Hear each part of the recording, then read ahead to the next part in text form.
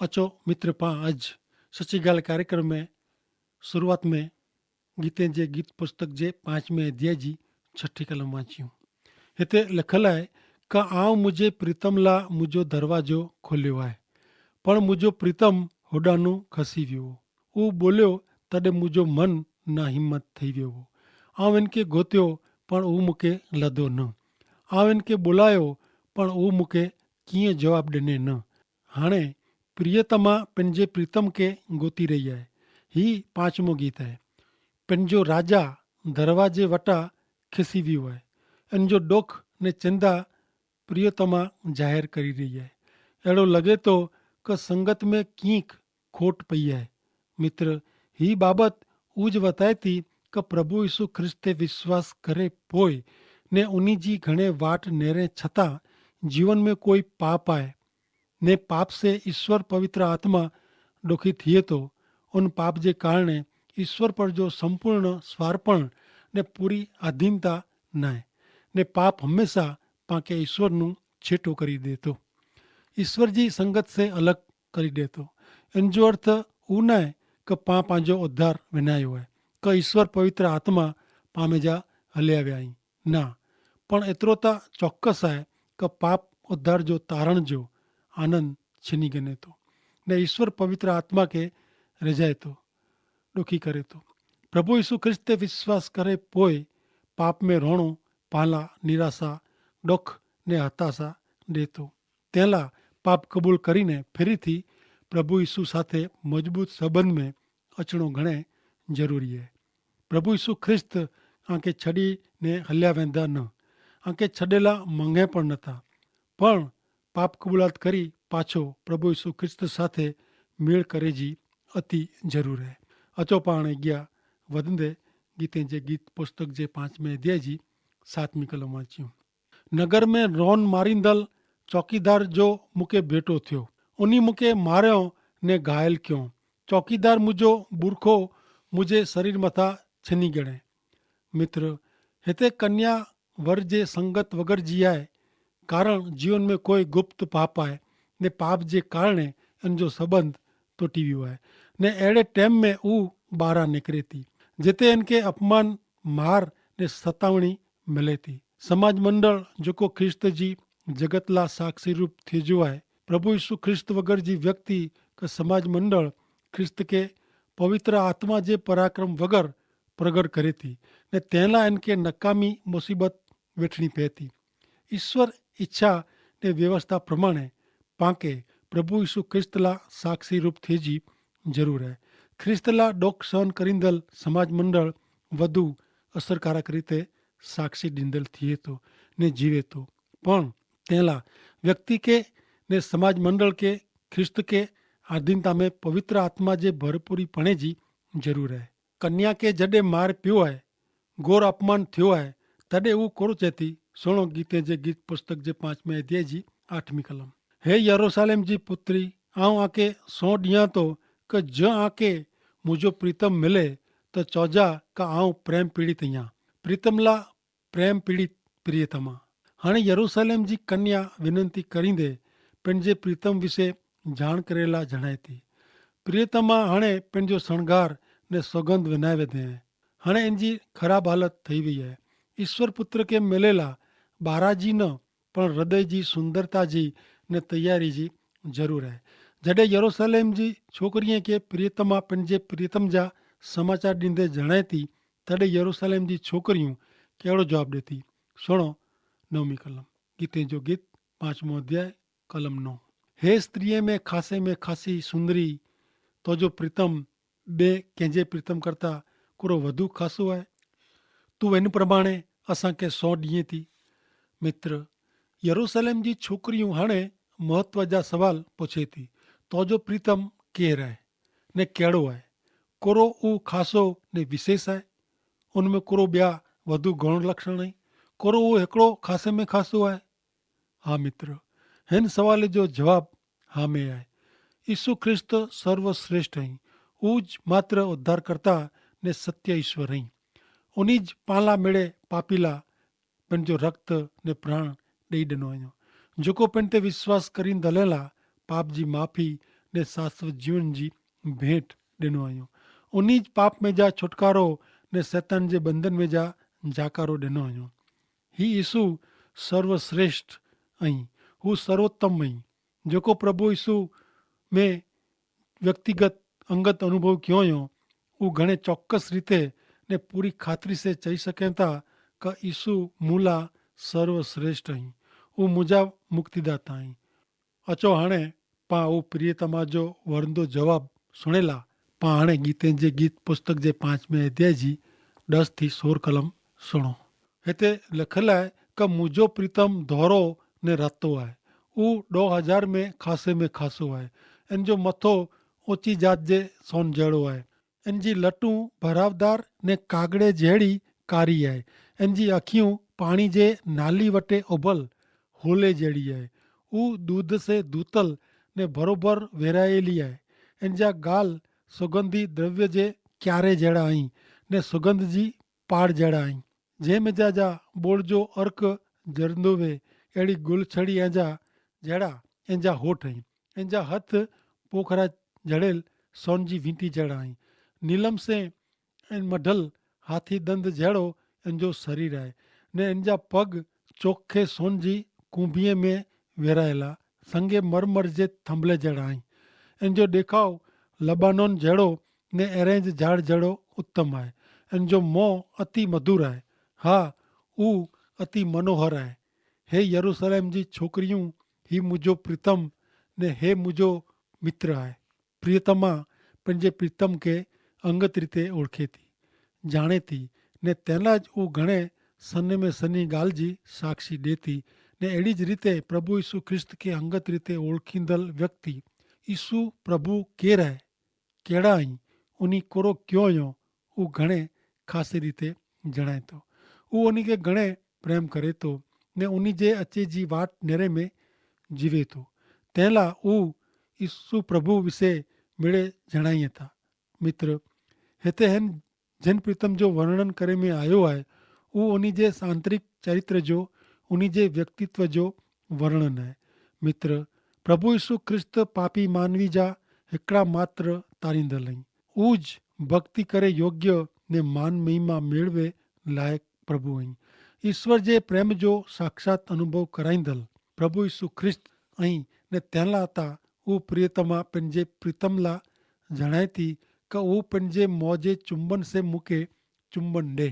एतिरे लाइ कि तुंहिंजो प्रेम द्राक्षा रस करता उत्तम आहे। गीते जे गीत 1 अध्याय ने 2 कलम प्रमाणे यीशु प्रभु में ईश्वर जो प्रेम, उद्धार जो अनुभव ने उन जी हाज़िरी जो अनुभव अजाइब जहिड़ो लॻे थो ने तंहिं लाइ उहो ईश्वर पुत्र प्रभु यीशु ख्रिस्त खे प्रगट करे थो। 16वीं कलम में पंहिंजे स्वामी साथे जे संबंध जी हद सुधी जणाए थी। इन जो मोह अति मधुर आहे, हा उहो घणे मनोहर आहे। ही मुंहिंजो प्रीतम आहे ने मित्र आहे। मित्र, जॾहिं ईश्वर पंहिंजे मानव जा मित्र बने, उहो कहिड़ो अजाइब चवाजे। मित्र, ऐं पंहिंजे ईश्वर पुत्र प्रभु यीशु ख्रिस्त ते विश्वास रखीने उहो अनुभवी नेरियो कि उहो केतिरा उत्तम आहिनि, सर्वश्रेष्ठ आहिनि ने जॾहिं ऐं प्रभु यीशु ख्रिस्त ते विश्वास रखो था, तॾहिं उहो आंखे पंहिंजा मित्र तरीक़े लेखीअ था। योहान अनुसार शुभ संदेश जे 15वें अध्याय जी 15वीं ने 16वीं कलम में चवनि था कि प्रभु यीशु ख्रिस्त पंहिंजे चवनि था कि हाणे आऊं आंखे नौकर लेखियां नथो, कारण सेठ कोरो कईं था उहो नौकर खे ख़बर पए नथी, पण आऊं त आंखे मित्र चवां थो, कारण जेकी पिता वटां आऊं सोयो आहे उहो मेड़े आऊं आंखे जणाए ॾिनो आहे। ऐं मूंखे पसंदि कयो न हुयो, पण आऊं आंखे पसंदि कया आहीं ने आंजी निमणूक कई आहे। तंहिं लाइ वञो, वञी ने हमेशा तंहिंखे अहिड़ा फल ॾियो, एतिरे पिता वटां ऐं जेकी मंगंदा उहो आंखे मिलंदो। ईश्वर पुत्र प्रभु यीशु ख्रिस्त आंखे पंहिंजा मित्र थियला सामे हलीने आमंत्रण ॾिए था ने उन ते विश्वास रखीने उन खे आंजो जीवन ने हृदय ॾेई ॾियो ने पंहिंजा मित्र बनाए गिनो।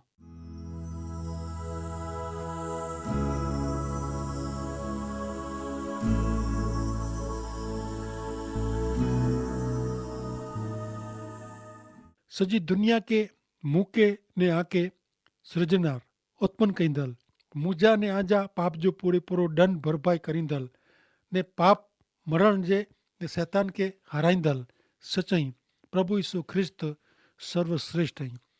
अज विज्ञान घणे प्रगति की है पण नेरेला वेनो तो माड़ू ईश्वर नु छीटो व्यो है। मित्र हकीकत में तो पा अविश्वासु मालूम पोता अविश्वासु थियूं था पण ईश्वर कॾहिं पाला अविश्वासु रहन था। पंहिंजी कन्या एतिरे समाज मंडल के पाछा कोठेला ऊ जपाटे पाछा अची रहिया आहिनि पण पाण तेला तैयार रहिजी ज़रूर है।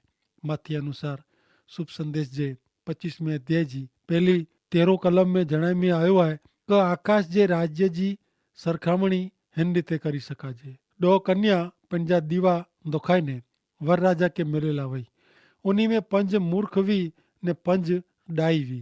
मूर्ख कन्या पंहिंजा दीवाता भेरा रखियऊं पण वधारे जो तेल भेरो गणो न हो।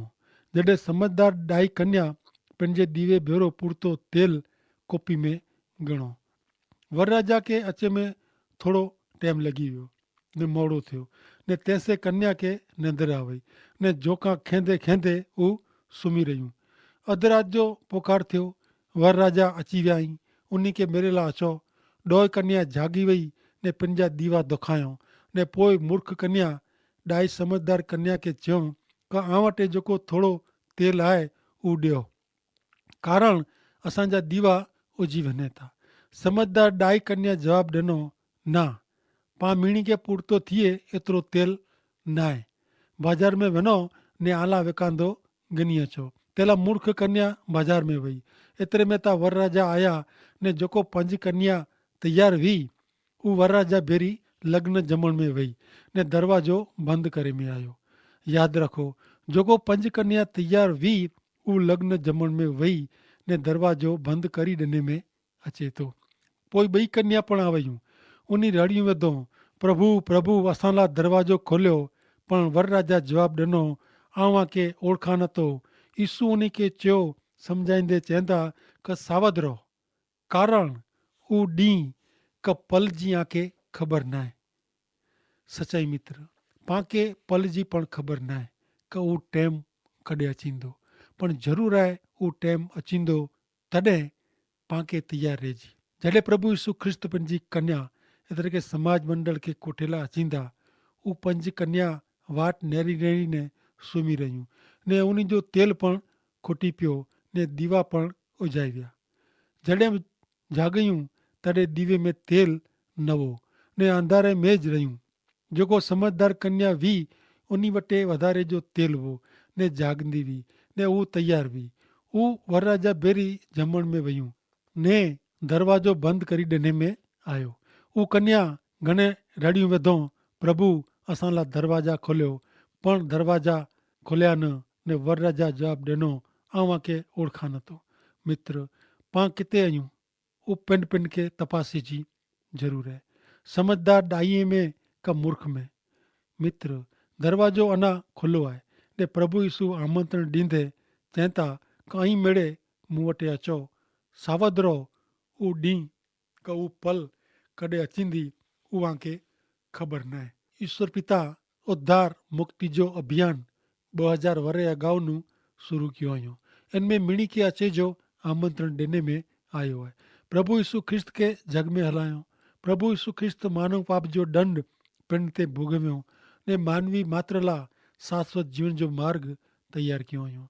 प्रभु यीशु पिंड मार्ग आहे ने उन्हीं वटि जेको अचे था उन्हीं जो उद्धार थिए थो। हिता अनुभव जी ॻाल्हि आहे। अॼु पाण जेकी सिखिया इन विषय जरा नज़र कयूं त प्रभु यीशु ख्रिस्त ते विश्वास करे पोइ घणे वाट नेरी ने अञा विश्वास में अचूं छतां जीवन में कोई पाप आहे त मित्र पंहिंजो उद्धार मुक्ति तां वञे नथी पर पवित्र आत्मा ॾोखी थिए थो। पाप जे कारण ईश्वर पर जो संपूर्ण स्वार्पण ने अधीनता रहन था ने पाप हमेशा माण्हू खे छीटो रखे थो अलॻि करी ॾिए थो ईश्वर जी संगत से परियां करे थो। उद्धार त आहे ज पण ईश्वर पवित्र आत्मा जो पवित्र आनंद मज़ा रहन था। तंहिं लाइ पाप क़बूलात करी फिरी थी प्रभु यीशु સાથે મજબૂત સંબંધ में अचणું ઘणे ज़रूरी आहे। प्रभु यीशु છડેલા મંગે નહોતા, નાશ થયેલા ડીએ નહોતા, પણ ભૂલ કબૂલ કરી પાછો પ્રભુ સાથે મેળમાં અચણું અતિ જરૂરી છે. તજ પાં બેલા साक्षी रूप बनी सको था. ख्रिस्त जी आधीनता में अच्छे से पवित्र आत्मा जी भरपूरी अच्छे थी ने तेला बाराजी न पण हृदय जी सुंदरता जी जरूर है. यरूशलेम जी मेड़े कन्या घणे महत्व जो ने जरूरी सवाल पूछे थी कि तोजो प्रीतम के राय ने केड़ो है.